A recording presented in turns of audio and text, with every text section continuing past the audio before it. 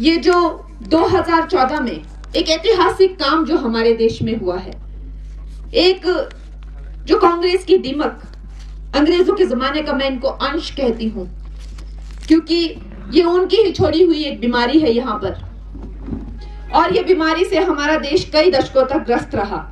ये जो परिवारवाद की जो दीमक है, इसने पूरी तरह से हमारे देश को खा दिया था। मोतीलाल नेहरू, आप सोच लीजिए, उस टाइम का एक अंबानी टाइप एक कैरेक्टर था जो अंग्रेजों के बहुत प्रिय था। फिर उसका सुपुत हुआ नेहरू। उनको क्यों सत्ता मिली कोई नहीं जानते, क्योंकि सारी वोटिंग जो है वो वल्लभ भाई पटेल जी के पक्ष में हुई थी। फिर उसके बाद उनकी बेटी हुई इंदिरा, जिन्होंने इस देश को एक खुली जेल बना दिया। उनके जैसा तानाशाह आज कहते हैं कि हमारे संविधान के इतिहास में नहीं हुआ। जो मर्जी करी, 100 बार संविधान चेंज किया। फिर उनके और भी कारनामे हुए। संजय गांधी जी पकड़ पकड़ के लोगों की जो है वो नसबंदी करते थे, ना जाने कितनी। मैं अगर उनके चिट्ठे खोलने लगूं यहाँ पे तो सुबह हो जाए।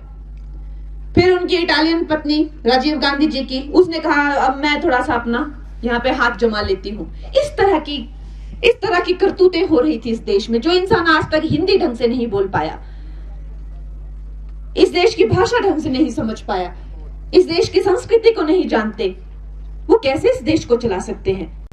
और एक तरफ ये है जिनका ना कोई चरित्र है, ना ही कोई संस्कार। इनको खुद नहीं पता ये कहां आ रहे हैं और कहां जा रहे हैं। इस तरह की एक बिगड़े हुए शहजादों की एक पार्टी है।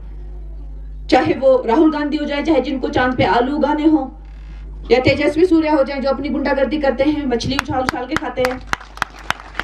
चाहे वो राहुल गांधी हो जाए, चाहे जिनको चांद पे आलू उगाने हो, या तेजस्वी सूर्या हो जाए जो अपनी गुंडागर्दी करते हैं, मछली उछाल उछाल के खाते हैं, या अखिलेश यादव हो जाएं जो अपनी तरह की उठपटांग बातें करते हैं, या फिर हमारे यहां भी एक शहजादे हैं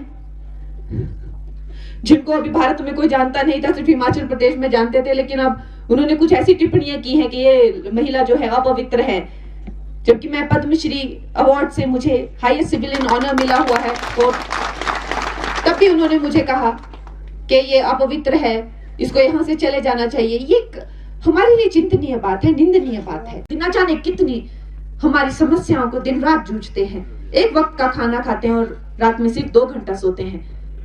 न जेब में एक पैसा रखते हैं, ना उनके अकाउंट है कोई, न जमीन का कोई टुकड़ा नाम पर है, ना किसी से और कोई बात करते हैं। सिर्फ देश देश देश के लिए जीते हैं। एक तरफ वो महान चरित्र हैं और एक तरफ ये है कार्टून जो हर दिन एक नई हास्य और मजाक वाली बात करते रहते हैं।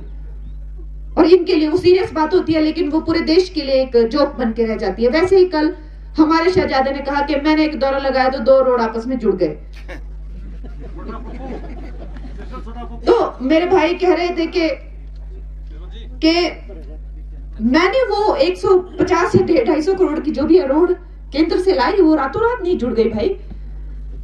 और उन्होंने कहा कि अगर तेरे दौरों से ऐसा ही होता है तो ऐसे बहुत सारे रोड है कि भाई तू, मैं तेरे को लेके चलता हूँ कि तेरे दौरा करने से रोड जुड़ जाती है। दूसरा कहता है मैं छू मंत्र करके गरीबी हटा दूंगा। एक हास्य किरदार ये पात्र है ये, और हंसी का ये पात्र है ये, और कुछ नहीं इनको कह सकते।